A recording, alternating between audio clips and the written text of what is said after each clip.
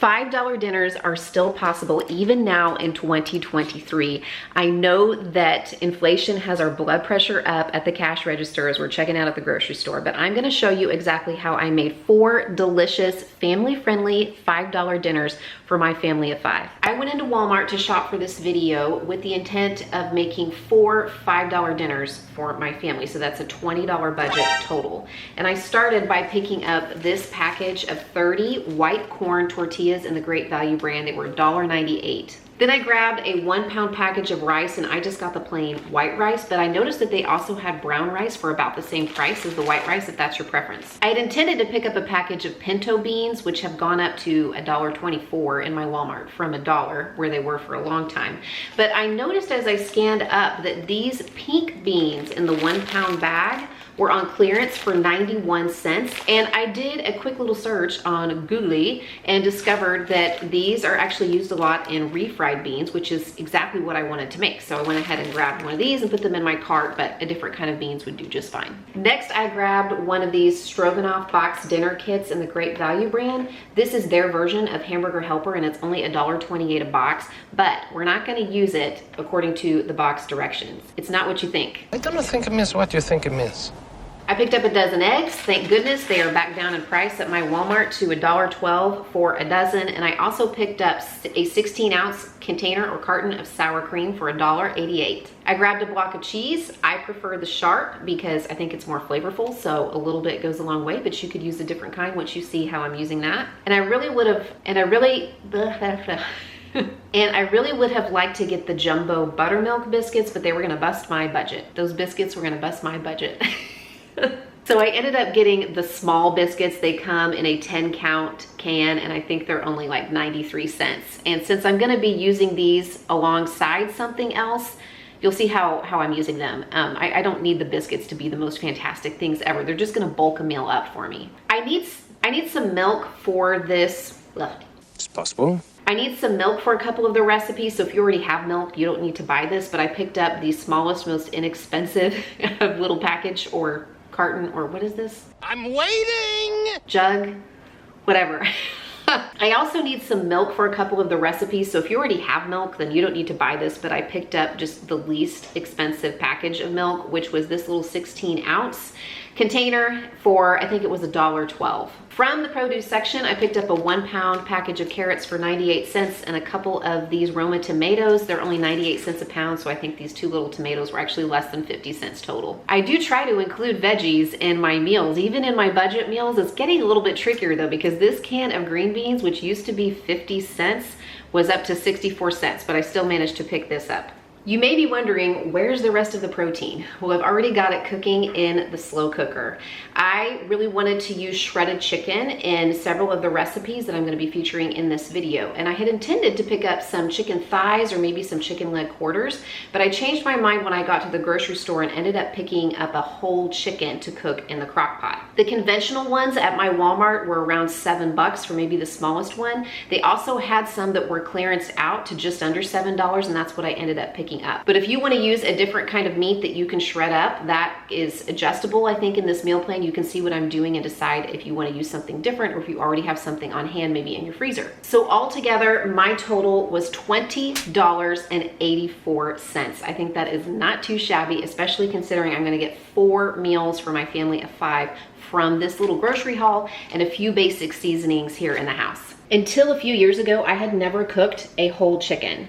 And it's super easy if you've never done it before, especially if you have a slow cooker. If you have some veggies like onions, celery, I did purchase carrots for this meal plan. You can throw some of those into the chicken and maybe underneath it. If you don't have them, it's okay. Sometimes I save the ends of vegetables, like the onion peels or the ends of the carrots when I'm chopping them up, and I'll put them in the freezer so that I can use them for stuff like this later. And to season it, you can use whatever you want. You can use just a little bit of salt and pepper. If you have an all-purpose seasoning, maybe you want to throw some lemons in there if you have lemon trees in the backyard. I just used a little bit of paprika, some garlic powder, some onion powder, and some salt and pepper. And because we're cooking the chicken from whole, so it has the fat and the skin on it, it's gonna render a lot of flavor on its own. So don't be too caught up in exactly what spices you wanna use. You can look around Pinterest if you wanna look for some spice mixes. You can use the ones that your family likes, or you can keep it pretty basic. I let my chicken cook on high in the crock pot for about 5 hours. And it yielded 2 cups of beautiful broth in this first go round that we're gonna use for tonight's dinner.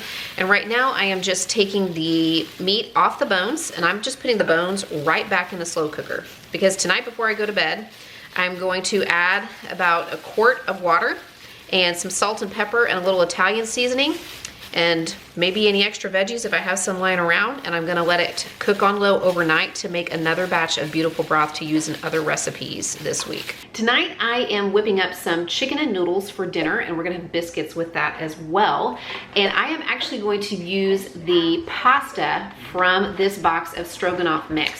So if you're following this meal plan, you're gonna need to take the sauce mix out and set it aside. We are gonna use it for a later meal, but I'm just gonna use the pasta from this box. But before I need that, I am going to get the broth that my cooked chicken rendered in the crock pot onto the stove, and I'm gonna peel and chop about 3 carrots and toss those into the broth and bring it to a boil for about 5 minutes before I add any other ingredients so that those carrots can get nice and soft. My carrots have been cooking on their own for about 7 or 8 minutes. I like to give them a head start because I feel like carrots take a little longer to get tender. And I'm going to add just the pasta from my Stroganoff box. I'm going to add about 1.5 cups of my cooked chicken. And I'm also gonna add an additional cup of water and then salt and pepper to taste. Gonna give that a stir. I wanna bring this back to a simmer and let it simmer just until the noodles are tender, about 7 or 8 more minutes. But don't worry, we're not done with it yet. We're gonna make this into a really creamy, delicious chicken and noodles by the time we're done. In this jar, I have about 1 cup of the milk that I purchased, and I'm going to add probably about 1/4 cup of cornstarch. You absolutely can use flour in place of the cornstarch. I have just figured out that I actually prefer cornstarch as a thickener. But where cornstarch is concerned, you wanna add it to a cold liquid and stir it or shake it up before you add it to whatever the hot soup or casserole is that you are working with on the stove or in the crock pot. My noodles are done. I actually let mine go for about 10 minutes or so. I checked on them after 7 minutes and they weren't quite done. And I am going to now just stir in this milk and cornstarch mixture, or milk and flour mixture. I turn the heat down to low, and all this needs to do is heat through, and as it heats, it's gonna thicken up a little bit and create just a delicious, delicious chicken and noodles for us to have tonight. You absolutely can make these biscuits according to the package directions. I am attempting to doctor them up just a little bit. So I melted about 2 tablespoons of butter in this pie plate, and then I put the biscuits all in the pie plate in the butter, and I'm gonna drizzle just a little bit, like maybe 2 tablespoons of this whole milk over the top. Not very much at all, just a little bit. I'm gonna pop them into the oven. I also lowered the recommended temperature to 350, and hopefully this is, you know, gonna be kind of like a biscuit upgrade. We'll see how it works out. 5 bowls of chicken and noodles all plated up. Yes, the children eat just a teeny bit of a smaller serving than the adults do, but I cannot wait to dive into this. It looks and smells absolutely delicious. Okay, McKenna has volunteered to be the taste tester tonight. Here she goes, chicken and noodles. There's a little bit of carrot, okay.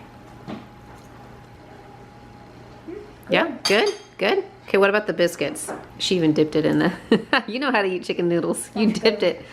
You like the biscuits? Mmm. That turned out good. Pretty good, right? Okay, what about the biscuits? I tried to upgrade them. Not bad. Really good for a $5 dinner. Can't complain. Tonight I am making a very simple chicken stroganoff for dinner. Remember that sauce packet we saved from the Stroganoff box mix? We're gonna be using that, so make sure you grab that. But before we get started on the stroganoff, I'm going to get 2 cups of rice cooking on the stove. In my skillet here, I already have about 2 cups of my cooked chicken, and here I have 1 cup of hot water. I just put a cup of water in this microwave safe measuring cup, put it in the microwave, and I'm going to add the seasoning mix from my Stroganoff box mix, and I want to whisk that a little bit before I add it to my pan, because sometimes this stuff gets a little clumpy if I don't mix it first and then add it. I am adding a cup of milk, which is what I had left after I made the chicken and noodles the other night. And I'm gonna bring this to a very low simmer. It's not gonna take very long at all for it to come to a simmer and start to thicken. I'm gonna add a little extra salt and pepper. Okay, what are we playing over here? Dominion. Dominion. Okay, who's winning? We just started a new game. Let's not talk about it. Okay, who won the last game? Me. Who won the game before that? Me. And the one before that? Me. But those were this weekend. That was several days ago. Okay, comment down below if you've ever played this game. Dominion. It's not a nerd game, I promise. Really? All the cool kids. Are you sure? This has been simmering for about 7 or 8 minutes, and I have stayed right nearby and given it a stir every minute or so, because when you're working with something with milk like this, it's really, really easy to burn it. So be careful that you don't turn it up too high or walk away and let it burn to the bottom too quickly. Now all I'm gonna do is take my 16-ounce container of sour cream, and I'm gonna add half of it to this mixture. That would be the equivalent of 1 cup of sour cream, and I'm gonna let it sit for a few minutes because it will thicken upon standing, and then it will be ready to serve over the rice. To go along with this dinner, I am serving green beans and carrots, and there are so many different ways that you could prepare these. You could peel and chop the carrots and just eat them raw and then heat up the green beans. I have also chopped up the carrots and simmered them along with the green beans in like the liquid that's in the can. You can roast the carrots. You can season it however you want. A little bit of salt and pepper goes a long way. What I did was peel and chop the rest of my carrots, and I simmered them on the stove in just a little bit of water, like just enough to kind of cover the carrots in a shallow skillet. And I let them simmer for about 7 or 8 minutes or so to kind of soften them up. And then I added my can of green beans drained, along with a couple tablespoons of butter, brown sugar, and just a little bit of salt and pepper. And I let those simmer for a while together to make sort of like a glazed, like a brown sugar butter glazed carrots and green beans side dish. I know that a meal like this may not look like much, but I'm telling you, it is very tasty and very filling. And I feel like it's almost kind of like a comfort food, especially as fall and winter are approaching as I'm filming this. Really good. Such good flavor. And like I said, just a really good, tasty, filling meal. I have said many times when making these budget meal videos that when you want to stay on a budget with your meal planning, often you have to trade some of your time, and sometimes that involves a little extra prep work or cooking a little bit from scratch. So that's why we made the chicken ourselves, and we cooked it from a whole chicken, and we're going to be able to use the broth that it renders and use that chicken across multiple recipes. We're also going to make the beans in the slow cooker as well and make our refried beans for some of our meals from scratch as well. So let me show you how we're getting that going. Before I get the beans cooking in the crock pot and seasoned, I am going to do the quick soak method that is on the back of the package of beans. So I rinsed my beans, I kind of sorted through them and tried to pick out any bad ones, and I have them in a big stock pot right here. I'm going to add about 6 cups of water, and then I'm going to bring this whole pot to a boil and let it boil for just 2 minutes, and then turn the heat off but leave the lid on so that the beans can soak for an hour before we finish cooking them and seasoning them. So no, there is no seasoning in this because this is really just the soaking part that is going to help the beans cook a little bit faster in my slow cooker. After my beans were done with the quick soak method, I drained them and rinsed them off, and I have put them here in my slow cooker. And I'm going to actually use the chicken broth that I made from the bones from the whole chicken, the chicken broth that I made overnight. It yielded about 3 cups of chicken broth. And this chicken broth is pretty concentrated. I could have put more water in the crock pot while I was making the broth, but instead I'm just gonna add about another cup of water to make it an even 4 cups to cover the beans. Normally I would need about twice as much water, but because I soaked the beans, it shouldn't take quite as much moisture for them to cook in. I'm not adding any other seasonings at this point, just the broth, because I'm gonna season the beans after they're done cooking. So I'm gonna pop the lid on and get this going on high, and it should take about 5 to 6 hours or so. We'll check on it. The beans are finally done. I ended up cooking them a little bit longer. It took about 7 hours or so on high. My mom says sometimes if beans are older, like if they've been stored a long time, it'll take a little longer for them to cook. Now for what I'm going to use these for, the beans can just be whole. I mean, you can see how I'm going to use these in the next 2 meals and decide how you want to serve them. What I am going to do is put them into a skillet with a little bit of butter or bacon grease. I think I have some bacon grease in the fridge, maybe just a tablespoon or so, and some garlic powder, onion powder, salt, and pepper. And I am going to simmer those and smash them up and turn them into some homemade refried beans to use in the next 2 meals. Tonight, I am whipping up some chicken tostadas for dinner. I have about half a cup of rice left over from the other night when I made chicken stroganoff, so I'm going to cook that up. And then I'm going to toss in the rest of the cooked chicken that I have. And I'm going to season mine with a little chili powder, onion powder, garlic powder, salt, and pepper. Basically like a homemade taco seasoning, but you can season yours how you want or leave it unseasoned. I'm also going to slice up my tomato and shred up about half of my block of cheese. And then I'm going to make the tostadas. So let me show you how I'm doing that. If you have never fried anything before, I highly recommend just doing a little research, maybe watching a couple of tutorials. I'm going to show you how I do it, but I'm not an expert.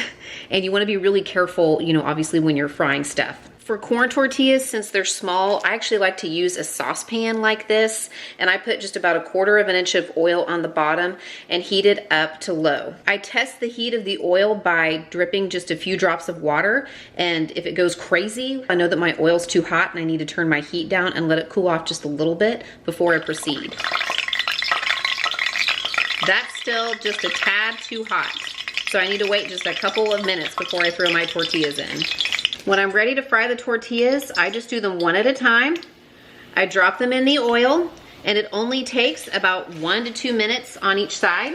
And then I use my tongs to flip it over and do the other side. And then I let them rest on a paper towel on top of a plate until we're ready to put the tostadas together. I have also crisped up tortillas for tostadas in the air fryer. I think you can do it in the oven. You don't even have to fry or crisp up the tortillas if you just want to have regular old tacos. But when I'm ready to assemble the tostadas, I just take one and put it on my plate. I do a layer of refried beans, and then I will do some chicken and rice mixture, and then top it off with some tomatoes, some cheese, and a little bit of sour cream. And we have plenty of tortillas and toppings for everybody to have like 2 or 3 of these. Really good. I mean, fresh fried tortillas, homemade refried beans. That really takes us up a notch. Really good. I have one more dinner to make in this $5 dinner meal plan. And what I have left are some tortillas, some refried beans, cheese, and tomatoes. And I also still have a dozen eggs and a few bananas. So I'm going to make up some breakfast tacos. I'm just gonna scramble those eggs, and then we can put them in the tortillas with the taco toppings and just slice up the bananas as a nice little side of fruit for a little bit of a sweetness added to this meal. Another option might be like a really simple version of migas, or you could